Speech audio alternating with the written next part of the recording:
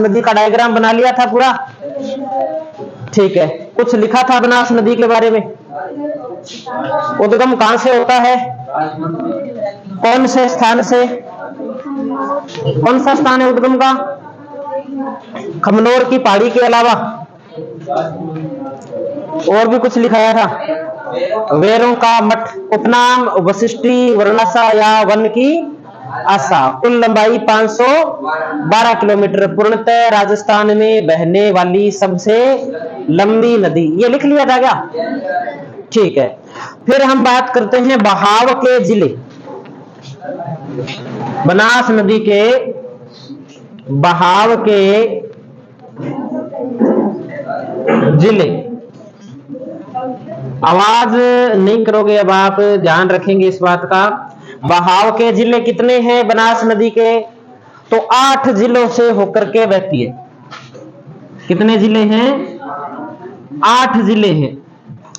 Note करने पड़ेंगे, पूछा जाता है कि कौन कौन से जिले से गुजरती है या कौन से जिले से नहीं गुजरती है ना। तो सबसे पहले तो उद्गम कौन से जिले से होता है, खमनोर की पहाड़ी कौन से जिले में है, राजसमंद। राजसमंद के बाद में नदी बहती है उदयपुर, राजसमंद के बाद में उदयपुर, उदयपुर के बाद में हमें इसमें याद रखना है चित्तौड़गढ़, चित्तौड़गढ़, चित्तौड़गढ़ के बाद में हमें याद रखना है भीलवाड़ा,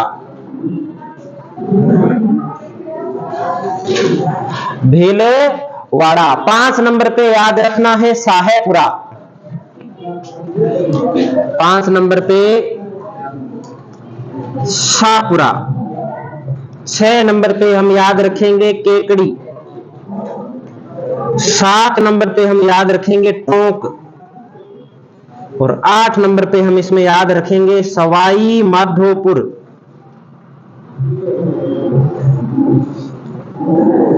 सवाई माधोपुर कितने जिलों से बहती है, 8 जिलों से बहती है, ध्यान रखना है, 8 जिलों से बहती है।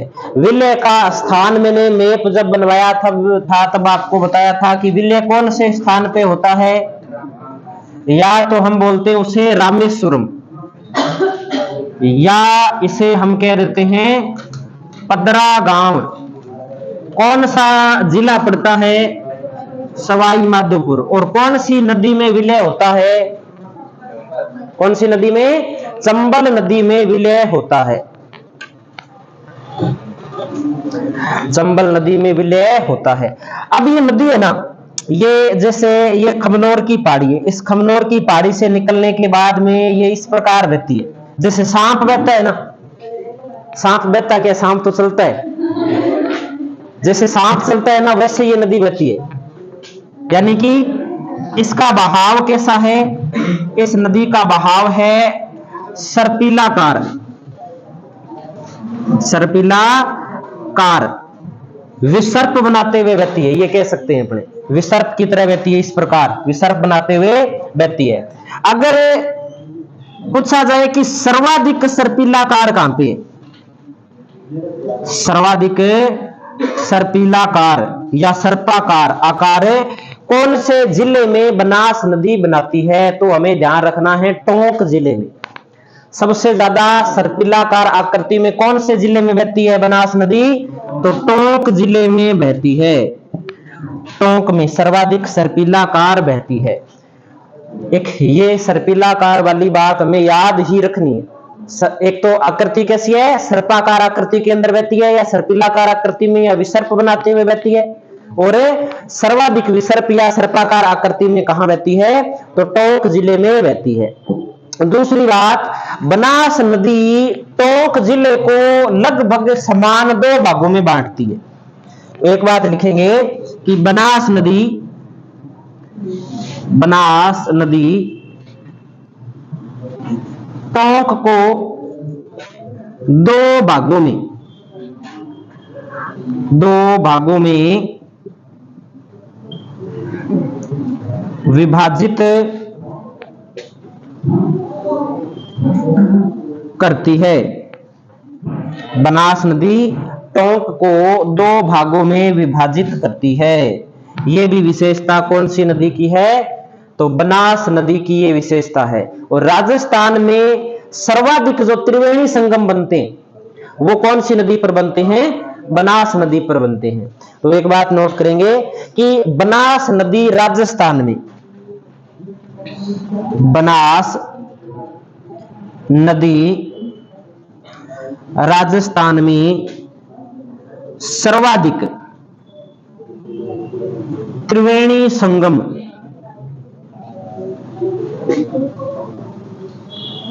बनाने वाली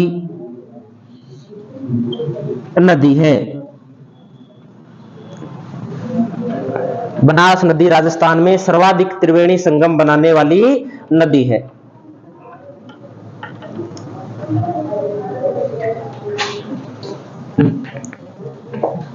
अब वो मैप निकालो जिसमें हमने त्रिवेणी संगम बनाए हैं, उसमें देखें तो त्रिवेणी संगम कौन कौन सी नदियां बना रही है, कहां कहां बना रही है। पहला त्रिवेणी संगम हमने बनाया था कि बनास, बेड़च और मिनाल जहां मिलती है ना, वहां पर ये त्रिवेणी संगम, पहला त्रिवेणी संगम बनता है। दूसरा त्रिवेणी संगम बनता है बनास, डाई और खारी मिलती है। ये नोट कर लिया ना इधर वाला, ठीक है। और फिर हमने एक त्रिवेणी संगम देवधाम टोंक के अंदर जहां बनास, बांडी और मानसी मिलती है, कुछ किताबों के अंदर बता रखा है, कुछ किताबों में नहीं भी बता रखा। और चौथा त्रिवेणी संगम जो हम चंबल नदी पर पढ़ते हैं, जहां बनास, सीप और चंबल मिलती है, हाँ रामेश्वरम के अंदर बनता है। वो हमें जब चंबल पढ़ेंगे तब प्रॉपर रूप से वो चंबल नदी के ऊपर है, बनास पे नहीं है, लेकिन उस त्रिवेणी संगम के अंदर बनास शामिल है, तो वो एक प्रकार से हम कह सकते हैं चौथा त्रिवेणी संगम है। इतने त्रिवेणी संगम और कोई भी नदी है वो नहीं बनाती।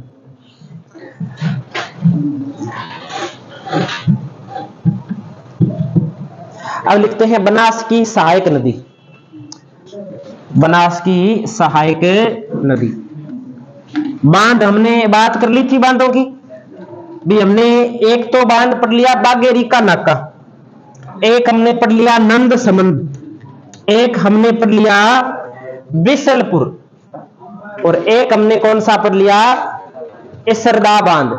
ये बांध हम पढ़ चुके हैं। इसके अलावा हमने एक मेजा बांध भी पढ़ लिया, और एक हमने कौन सा बांध पढ़ा था? नारायण सागर बांध पढ़ा था। नारायण सागर बांध कौन सी नदी पर है? खारी नदी पर है। और मेजा बांध कौन सी नदी पर है? कोठारी नदी पर है, ठीक है। अब लिखते हैं बनास की सहायक नदियां। बनास की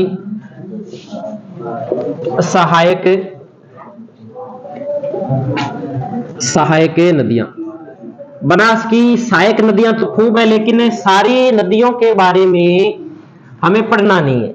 एक तो हम पढ़ते हैं आयड़ नदी के बारे में, आयड़ नदी। और आयड़ नदी को क्या बोल देते हैं? बेड़च नदी बोल देते हैं।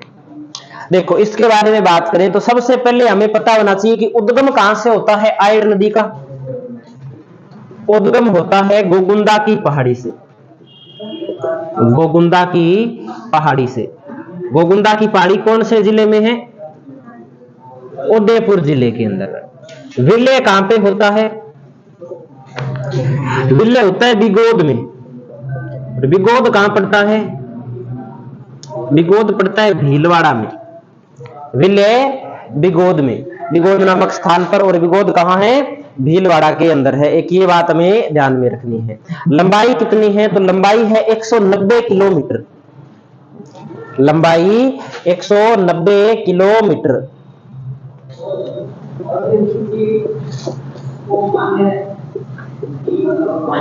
बहाव के जिले, बहाव के जिलों की अगर बात करें तो एक तो बहाव के जिलों में आएगा उदयपुर, एक आएगा चित्तौड़गढ़,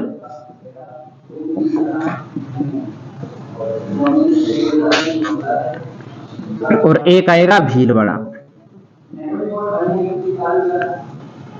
उदयपुर, चित्तौड़गढ़ और भीलवाड़ा, ये हमें इसमें ध्यान रखना है।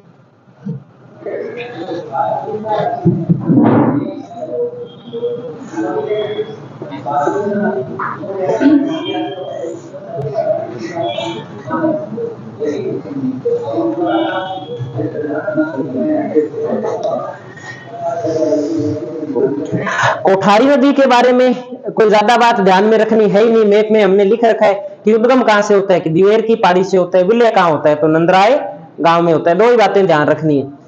और एक वो बांध है, वो हमने मैप में बना लिया। और उसके बाद में हम एक नदी के बारे में पढ़ सकते हैं, खारी नदी के बारे में।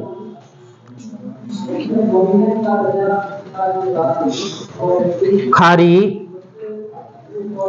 नदी, खारी नदी की हमें बात करें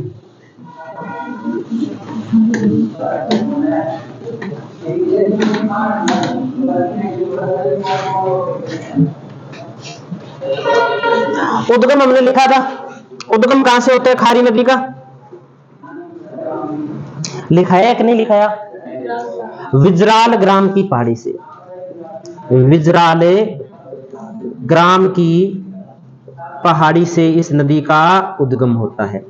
इसमें बात याद रखने वाली क्या है, ये बात तो मैंने आपको लिखा दी। राजसमंद जिले के विजराल ग्राम की पहाड़ी से इसका उद्गम होता है। ये ब्यावर व भीलवाड़ा जिले की सीमा बनाती है। ये प्रश्न इंपॉर्टेंट है कि कौन सी नदी ब्यावर व भीलवाड़ा की सीमा बनाती है, तो लिखेंगे यह ब्यावर व भीलवाड़ा जिले की सीमा बनाती है। यह ब्यावर व भीलवाड़ा जिले की सीमा बनाती है। यह ब्यावर व भीलवाड़ा जिले की सीमा कौन सी नदी बनाती है, बताओ? खारी नदी। और यह नदी 6 जिलों से बहती है। कितने जिलों से बहती है? 6 जिलों से बहती है। तो लिखेंगे बहाव के जिले 6, बहाव के जिले 6।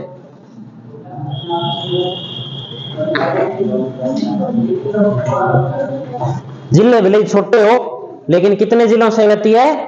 6 जिलों से बहती है। ये बात याद रखनी है।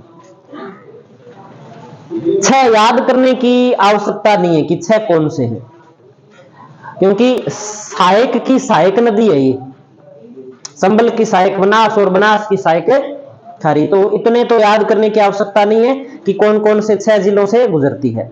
एक राजसमंद से गुजरती है, एक भीलवाड़ा से गुजरती है, एक शाहपुरा से गुजरती है, केकड़ी से गुजरती है, ब्यावर से गुजरती है, टोंक के अंदर आकर के ये उसमें अपने बनास के अंदर मिल जाती है। अब हम बात करें, एक और नदी पढ़ते हैं, वो भी इसी बनास नदी तंत्र से संबंधित है। नाम है द्रव्यवती नदी। द्रव्यवती नदी।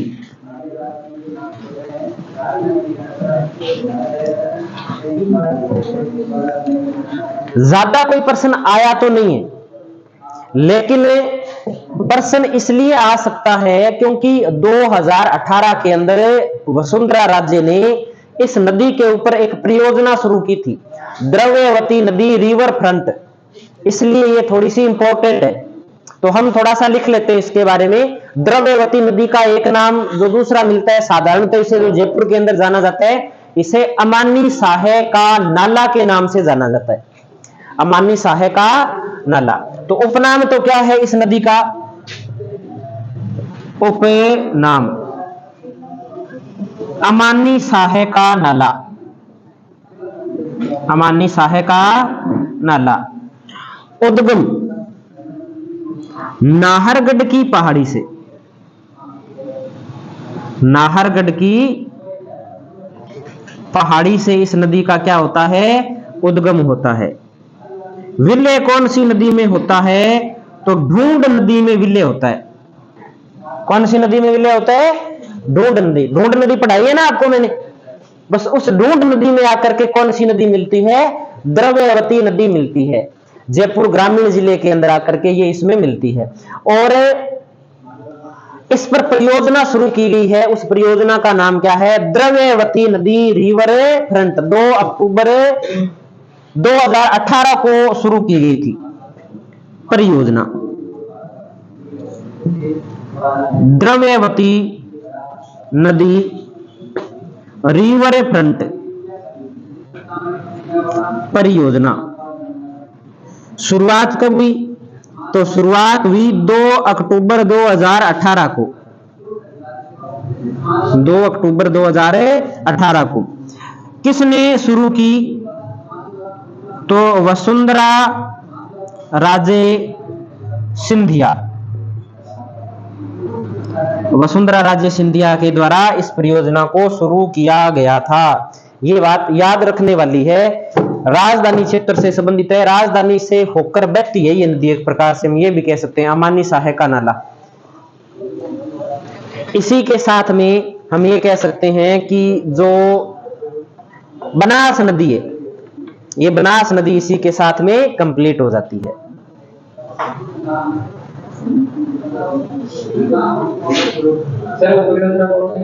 कौन सी? द्रव्यवती नदी रिवर फ्रंट परियोजना। हाँ, रिवर फ्रंट परियोजना।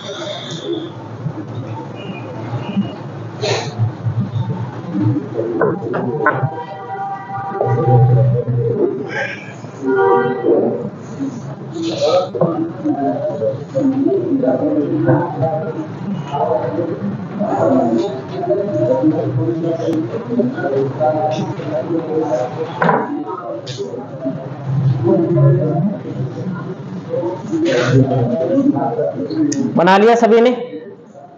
कर दे साहब इसको। अगली हेडिंग लगा दीजिए चंबल नदी। चंबल नदी।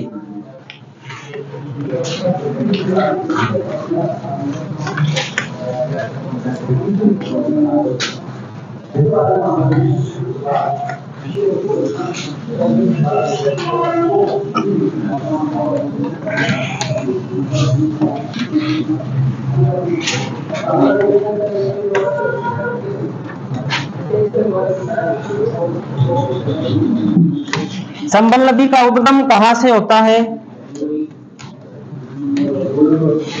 मेहंद झील से होता है क्या? मेहंद झील पढ़ा है किसी ने? किसने पढ़ा है कि चंबल नदी का उद्गम मेहंद झील धार जिला मध्य प्रदेश से होता है? नागपाड़ी से होता है चंबल नदी का उद्गम। जानना पाव की पहाड़ी से होता है। कौन सी पहाड़ी से होता है? जानना पाव। तो मेहंद झील से कौन सी नदी का होता है? माही नदी का। चंबल नदी। देखो, चंबल नदी की अगर हम बात करें तो चंबल नदी का उद्गम होता है कौन सी पहाड़ी से? जानना पाव पहाड़ी से। जानना पाव पहाड़ी मध्य प्रदेश से इसका उद्गम होता है। मध्य प्रदेश से होते हुए ये चित्तौड़गढ़ से राजस्थान में प्रवेश करके और यूपी के अंदर जाती है और कौन सी नदी में मिलती है? यमुना नदी में मिलती है। इस प्रकार से ये नदी बहती है जो चंबल नदी है। अब इस नदी को हमें इस प्रकार से बनाएंगे कि इसकी जो भी सहायक नदियां हैं वो सारी एक मैप में हो जाए। अगर वैसा मैप बनाएंगे राजस्थान वाला तो उसमें सभी नदी एक साथ बना पाना संभव नहीं है। इसलिए हम क्या है, उसी जैसे हमने बाकी मैप बनाए उसी के अकॉर्डिंग मैप बनाएंगे हम। ये एक पहाड़ी बना लेते हैं। इस पहाड़ी का नाम है, बड़ा बनाएंगे एक पेज का पूरा। हाँ, पूरा जानना पाव की पहाड़ी। जानना पाव की पहाड़ी मध्य प्रदेश। मैं इसको बिल्कुल सीधा बना रहा हूं ऐसे, ताकि जो भी सहायक नदियां हैं वो सहायक नदियां इस पर हम सारी नोट कर सकें।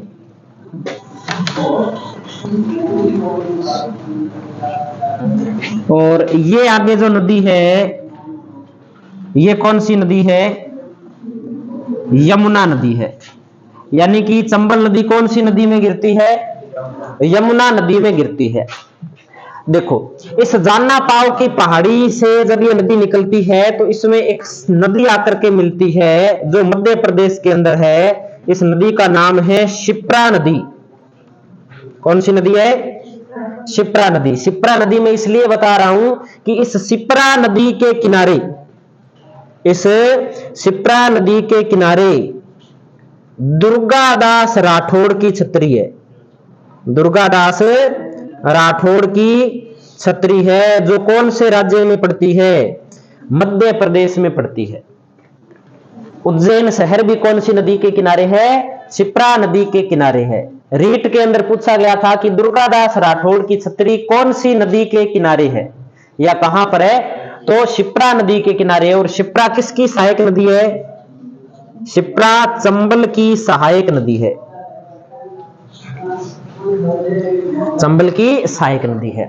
आगे बात करें इसके बाद तो इसमें एक नदी और आके मिलती है इसी साइड से। इस नदी का नाम है छोटी काली सिंध।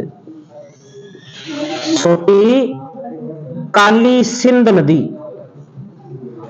छोटी काली सिंध नदी। और उसके बाद में इस नदी पर एक बांध स्थित है। इस बांध को मैं 1 नंबर बांध नाम देता हूं और 1 नंबर के रूप में मैं यहां लिख देता हूं महात्मा गांधी। महात्मा गांधी बांध। कौन सा बांध है ये? महात्मा गांधी बांध। कौन सी नदी के ऊपर स्थित है? चंबल नदी पर स्थित है। और कौन से राज्य के अंदर है? तो मध्य प्रदेश के अंदर है। अभी ये नदी राजस्थान में प्रवेश नहीं की है। एक ये बात में ध्यान में रखनी है।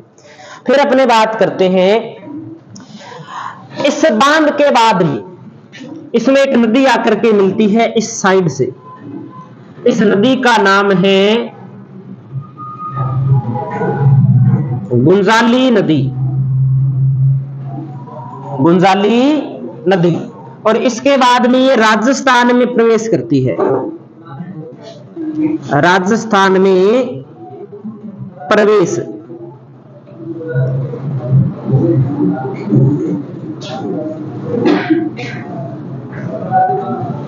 राजस्थान में प्रवेश कहां से करती है?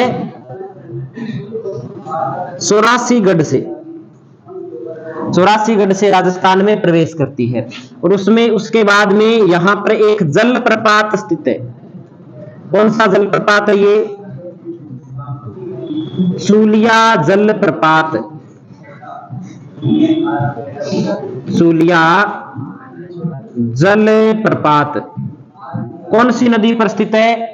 चंबल नदी पर स्थित है। इस जलप्रपात की विशेषता है कि राजस्थान का सबसे ऊंचा जलप्रपात है और इस जलप्रपात की ऊंचाई है 18 मीटर। 18 मीटर ऊंचा जलप्रपात। जानते हो? नहीं जानते? झरना होता है ना, झरना देखा है?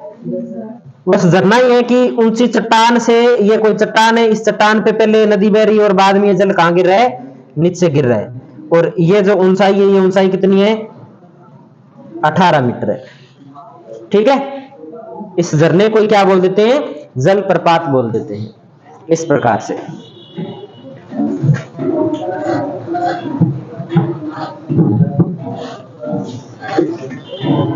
फिर हम आगे बात करें तो इस नदी पर एक बांध है। इस बांध को मैं नंबर देता हूं 2 और ये 2 नंबर बांध है राणा प्रताप सागर बांध। राणा प्रताप सागर बांध। राणा प्रताप सागर बांध।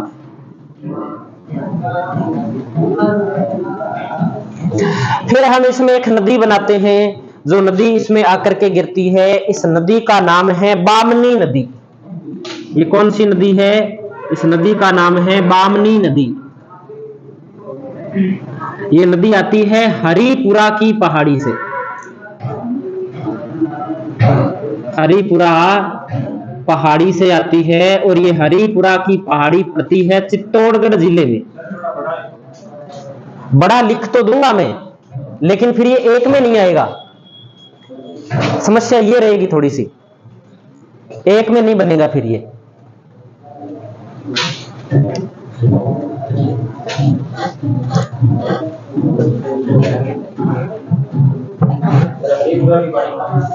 हरिपुरा की पहाड़ी चित्तौड़गढ़ जिले के अंदर है। हरिपुरा की पहाड़ी कौन से जिले में है? चित्तौड़गढ़ जिले में है। इसके बाद में हम इसकी एक सहायक नदी बनाएंगे कुराल। चंबल की अगली जो सहायक नदी है, इस नदी का नाम क्या है? कुराल नदी। कुराल नदी। और इस कुराल की एक सहायक नदी है, इस नदी का नाम है मांगली नदी। मांगली नदी। कुराल की सहायक कौन सी नदी है? मांगली नदी है। और एक बात यह भी ध्यान रखनी है कि इस मांगली नदी पर एक जलप्रपात स्थित है, उसका नाम है भीमतल जलप्रपात। भीमतल जलप्रपात। कुछ जगह भीमलत जलप्रपात मिल जाता है। जो भी है इस नदी पर है, हम बना लेते हैं। कोई भीम से संबंधित जलप्रपात का नाम नजर आ जाए तो हम उत्तर क्या कर देंगे? मांगली नदी। क्या भीम ने लात मार के बनाया कोई?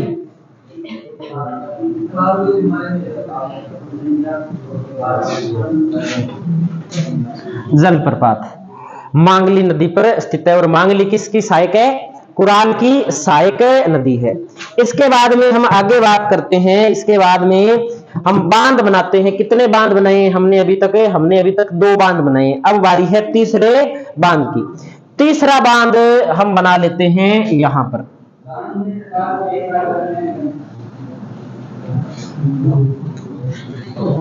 और 3 नंबर पे हम इधर नोट कर देते हैं।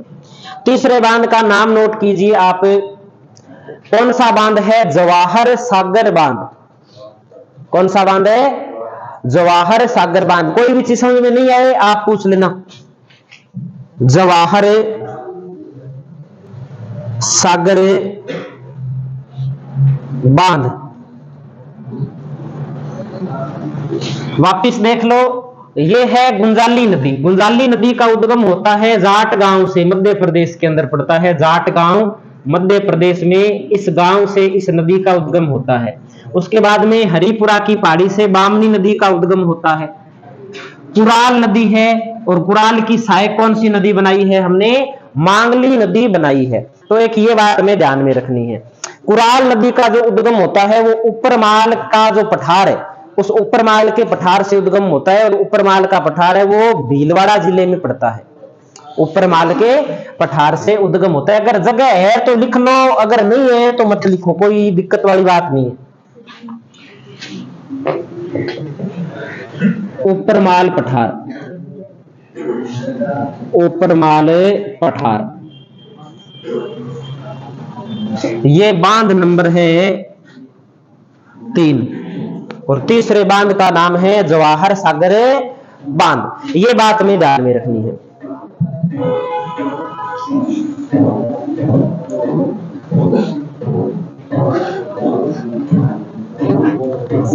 हाँ जी, इसमें अभी तक समस्या ही है। कुछ किताबों में तो किसकी सहायक नदी बता रखी है? मेज की बता रखी है। और कुछ में इसको सीधी चंबल की भी सहायक बता रखी है। तो अब इसका कोई स्थायी समाधान तो है नहीं। या तो इसको जाके देख के हैं कि ये कहां है ना, तो फिर कर सकते हैं। आपकी बात सही है। मैं कई बार जब कराता हूं तो उसकी भी सहायक करवा देते हैं। कई बार कोई किताब पढ़ते हैं ना, तो उस किताब में उसकी सहायक बता रखी होती है, तो फिर वो याद होते हैं तो वो करवा देते हैं। कभी दूसरी पढ़ते हैं तो किसी में कई बार सीधी चंबल की सहायक भी बता रखी है, तो चंबल की भी मान लेते हैं। कोई लगभग आज तक जो प्रश्न आया ना, उस प्रश्न में लगभग यही पूछा जाता है कि जैसे बामनी है, मांगली है, मेज है, मेज नहीं क्या नाम है इसका, कुराल है, ये किसकी सहायक नदी है? तो ये चंबल की सहायक नदी। इसी प्रकार से ज्यादा प्रश्न आता है और अपने को अपने प्रश्न करेंगे, अपने देखेंगे ना पुराने प्रश्न, तो उसमें लगभग यही माना गया है कि इसकी सहायक नदी के रूप में, इसकी या इसकी सहायक नदी के रूप में प्रश्न पूछा नहीं जाता। अगर इसकी भी कोई सहायक नदी है ना, मान लो इसकी जैसे सहायक नदी है, उसको भी किसकी सहायक नदी के रूप में कई बार पूछ लिया जाता है? चंबल। तो हम सामान्य रूप से तो चंबल के रूप में याद रखेंगे। इन नदियों का नाम किस प्रकार से याद करना है? जैसे हमने गुलजाली पढ़ ली, कुराल पढ़ ली, मेज अपने क्या मांगली पढ़ ली, बामनी पढ़ ली, छोटी काली सिंध पढ़ ली, शिप्रा पढ़ ली, सीप पढ़ ली, पार्वती है, ये सारी की सारी एक प्रकार से हम किसकी सहायक नदियां मानेंगे? चंबल की सहायक नदियां मानेंगे। मुख्य रूप से जो बात हमें ध्यान में रखनी है वो ये ध्यान में रखनी है। अगर फिर भी आपको डाउट लगे तो इस नदी को ही उड़ा दो आप, हम सीधा लिख देंगे अन्य सहायक नदी, है ना। हम समस्या को समाप्त कर देंगे कि अन्य सहायक नदी कौन सी है? अन्य सहायक नदी मांगली नदी है। वो किसकी सहायक नदी मानी जाती है? चंबल की सहायक नदी मानी जाती है। बात खत्म हो जाएगी। आगे बात करें इसके बाद, तो इसके बाद में हम बात करते हैं मेज नदी की। मेज नदी, मेज नदी। आगे हम बात करें तो ये है बनास नदी। बनास नदी के बारे में तो हम क्या बनाने, बनास तो हम बना चुके हैं। कौन से स्थान पे मिलती है बनास? रामेश्वरम। और इस स्थान के बारे में कहा जाता है कि ये वो स्थान है कि जब भगवान राम अपने वनवास के दौरान थे, तब भगवान राम ने इस स्थान पर मिट्टी का शिवलिंग बना करके भगवान शिव की क्या की थी? पूजा की थी। इस कारण इस स्थान का नाम क्या पड़ गया? रामेश्वरम स्थान है, इसका नाम पड़ गया। ये बात हमें ध्यान में रखनी है। तो मेज, मेज का उद्गम लिखिए आप, बिजोलिया पठार है, उससे मेज नदी का क्या होता है? उद्गम होता है। मेज बिजोलिया पठार से।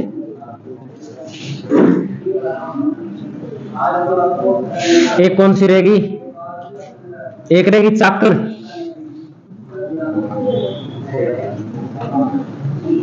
चाकण, बामनी, कुराल, मेज, चाकण और बनास,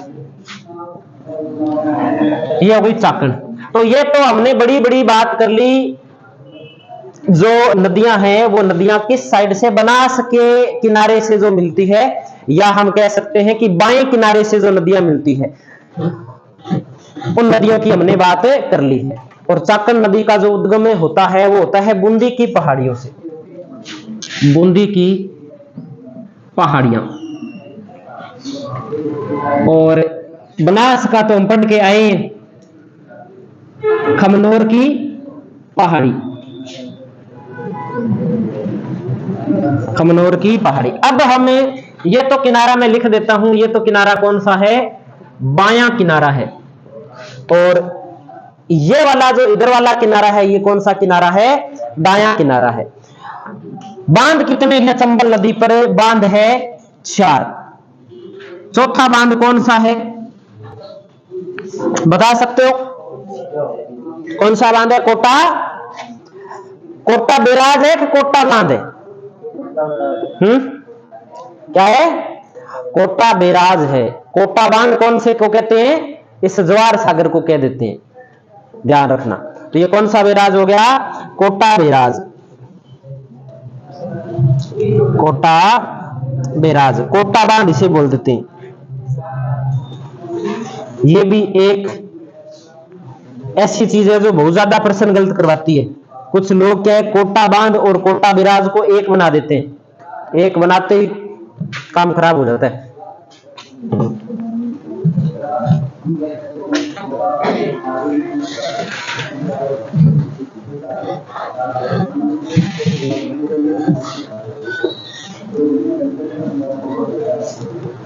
यहां तक कर लिया नोट। अब बाएं किनारे की बात कर ले अपने। तो बाएं किनारे में सबसे पहले हम एक नदी की बात करते हैं। इस नदी का नाम है आलनिया नदी। कौन सी नदी है? आलनिया नदी। आलनिया नदी कहां से आती है? आलनिया नदी आती है मुकुंदवाड़ा या मुकुंदरा पहाड़ी, मुकुंदरा पहाड़ी कोटा से आती है और इस पर एक बांध भी बना हुआ है। इस बांध को मैं 5 नंबर नाम देता हूं। इस बांध का नाम है आलनिया बांध। कौन सा बांध है? आलनिया बांध। आलनिया बांध कौन सी नदी पर है? आलनिया नदी पर है। अगली बात करते हैं हमें काली सिंध नदी। काली सिंध नदी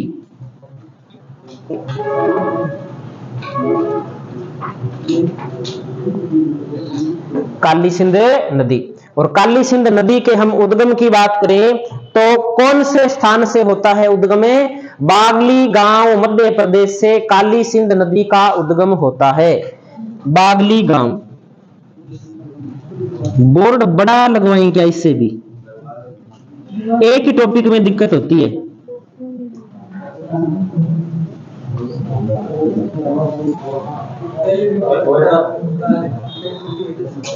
बागली गांव मध्य प्रदेश। कौन सी नदी है? काली सिंध नदी है।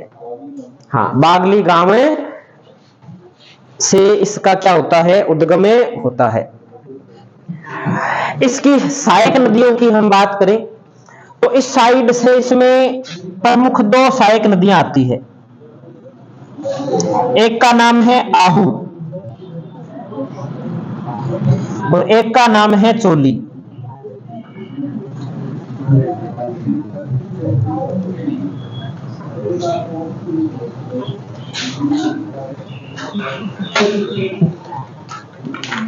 और इधर से अपने बात करें तो इधर से एक नदी आती है। इस नदी का नाम है परवन और परवन की एक सहायक है। इस सहायक का नाम है नेवज। परवन और परवन की सहायक कौन सी है? नेवज। अब दिख रहा है?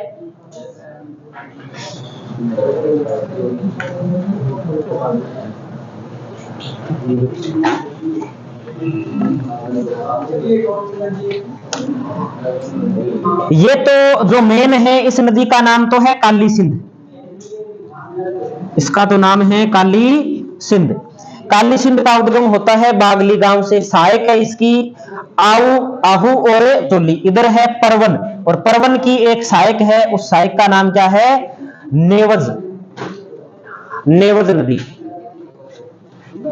बस, ज्यादा नहीं है, 1-2 और बना देते हैं। इधर बना दे, इधर बना दो। काली खाड़ नदी। काली खाड़ नदी। काली खाड़ नदी।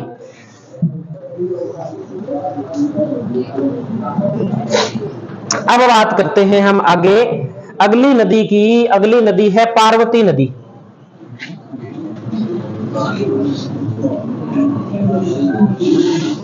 कौन सी नदी है? पार्वती नदी। पार्वती नदी का उद्गम होता है सीहोर क्षेत्र से। कहां पे? नहीं बन रहा, नहीं बन रहा। तुम बना दो तो एक बात अलग है। वैसे बन तो नहीं रहा। हाँ? सीहोर, सीहोर क्षेत्र मध्य प्रदेश से पार्वती नदी का उद्गम होता है और इसकी 2-3 सहायक नदी है। एक का नाम है बिलास, एक का नाम है बेथली और एक का नाम है अंधेरी।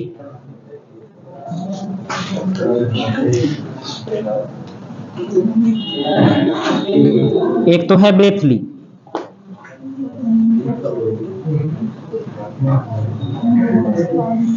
एक है अंधेरी। ये जो नाम लिखा रहा हूं ना, ये मैं नाम इसलिए लिखवा रहा हूं, जैसे बेथली है, अंधेरी है, नेवज है, ये नाम इसलिए लिखा रहा हूं कि जब मैं आपको परियोजना कराऊंगा ना, तब कम से कम नदी का अंदाजा तो होगा कि नदी है कि नहीं है ना। तुमको कि बेथली परियोजना, सर बेथली तो नदी नहीं पढ़ाई, तो कम से कम पता तो होगा कि बेथली नदी नाम की कोई नदी राजस्थान के अंदर है, बहती है। और कुछ पूछा जाता नहीं है इससे, इसके अलावा कुछ नहीं पूछा जाता। या तो परियोजना पूछी जाती है, या क्या पूछा जाता है, या ये पूछ लिया जाता है कि ये नदी किसकी सहायक नदी है। परवन, ये काली खाड़ नदी, हाँ ये है नेवज नदी, ये है परवन नदी।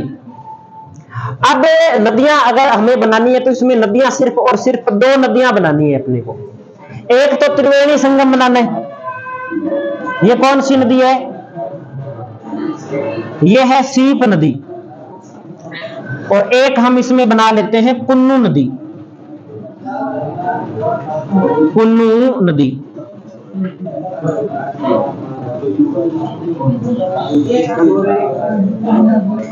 पुन्नू नदी। और ये स्थान है मुरादगंज,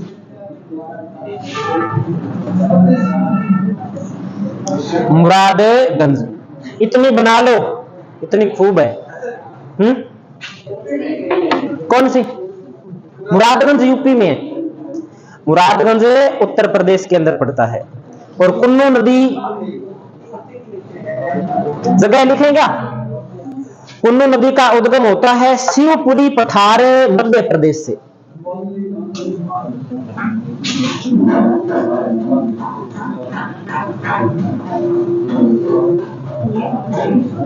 शिवपुरी पठार मध्य प्रदेश से।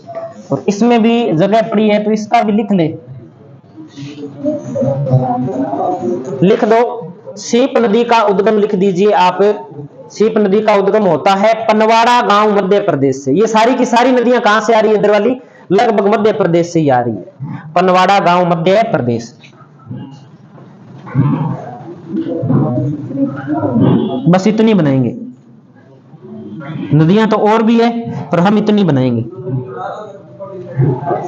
ऐसे तो कैसे बना दो, इधर से कोई आती इधर हो फिर।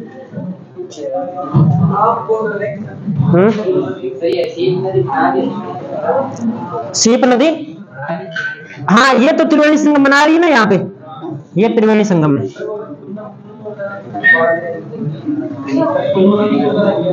पुन्नू नदी का उद्गम स्थल क्या? शिवपुरी पठार मध्य प्रदेश, शिवपुरी पठार मध्य प्रदेश। और ये मुरादगंज है यूपी में, मुरादगंज उत्तर प्रदेश।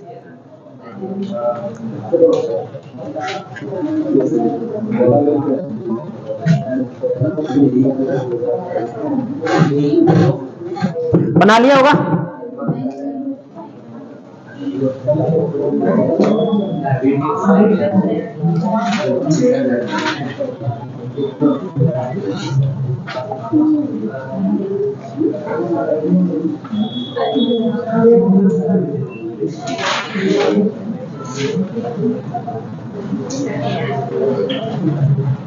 ऐसे तो इनकी एक सहायक इज और है, इज नदी, उसको सीधा नाम में लिख देंगे।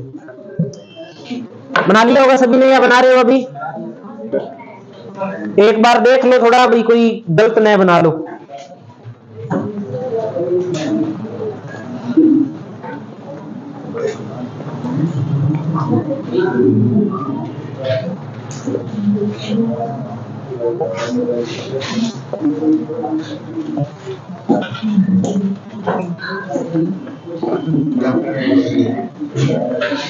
अब ऐसे मान लो कि अब नदियां होगी लगभग 99% कंप्लीट होगी, 1% नदियां रहेगी।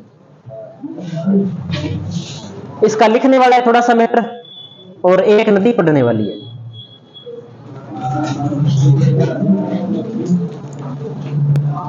भादर नदी किसकी सहायक थी? भादर नदी किसकी सहायक थी? माही की। और हरण नदी किसकी सहायक थी? अनास की। चाप किसकी सहायक नदी थी?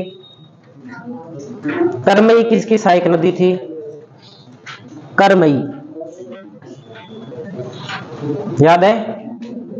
टिड्डी किसकी सहायक नदी थी? बताया था क्या टिड्डी के बारे में? गोमती किसकी सहायक थी?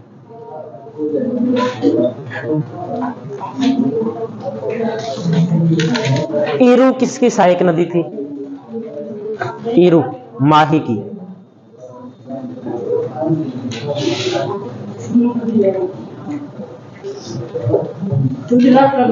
कुन्नू नदी, कुन्नू,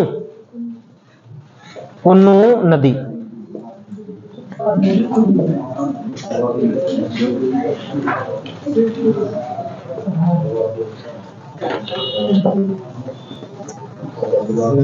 जोधपुरा सभ्यता कौन सी नदी के किनारे थी?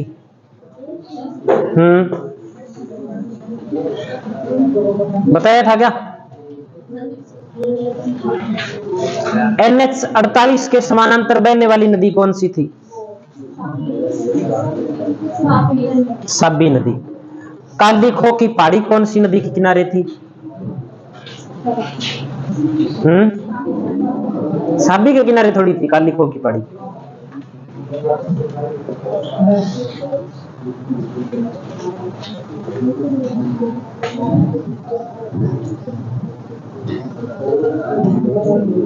घग्गर नदी कितने राज्यों से बहती है?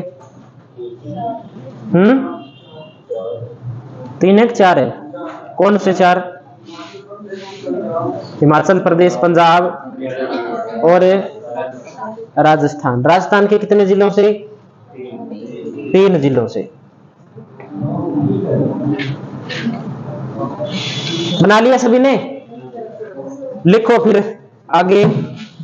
चंबल नदी के उपनाम, चंबल नदी के उपनाम बना रहे हो? अभी बना रहे। चंबल नदी के उपनाम।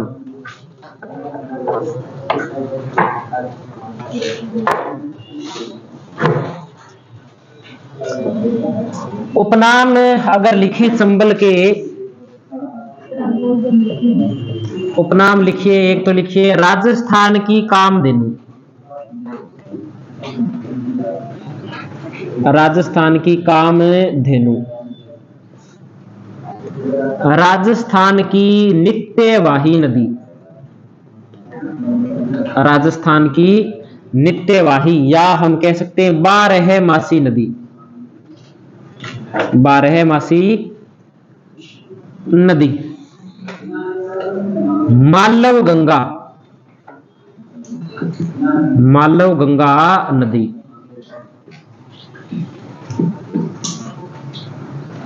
सरमवती या सरमण्यवती,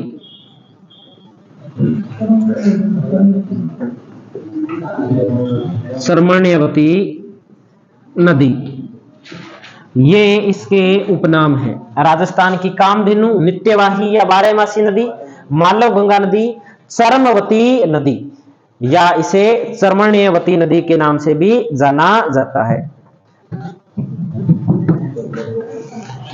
उद्गम तो जाना पाव की पहाड़ी महू मध्य प्रदेश से।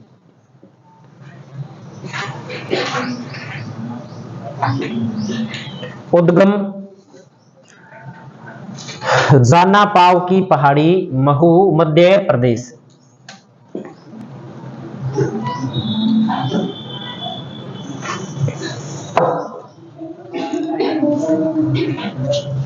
जाना पाव की पहाड़ी महू मध्य प्रदेश।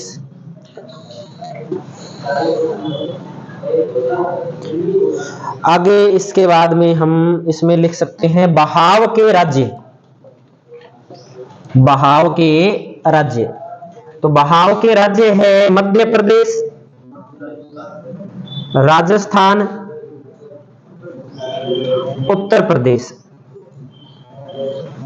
बहाव के राज्य मध्य प्रदेश, राजस्थान और उत्तर प्रदेश राज्यों से होकर के बहती है। फिर हम इसमें नोट करेंगे इसके बाद बहाव के जिले, बहाव के जिले। बहाव के जिले कौन कौन से हैं? कितने जिलों से होकर बहती है? बहाव के जिले, बहाव के जिले हैं 6। एक तो है चित्तौड़गढ़, दूसरा है कोटा, तीसरा है बूंदी, चौथा है सवाई माधोपुर, पांचवा है करौली और छठा कौन सा है? छठा है धौलपुर। छठा है धौलपुर।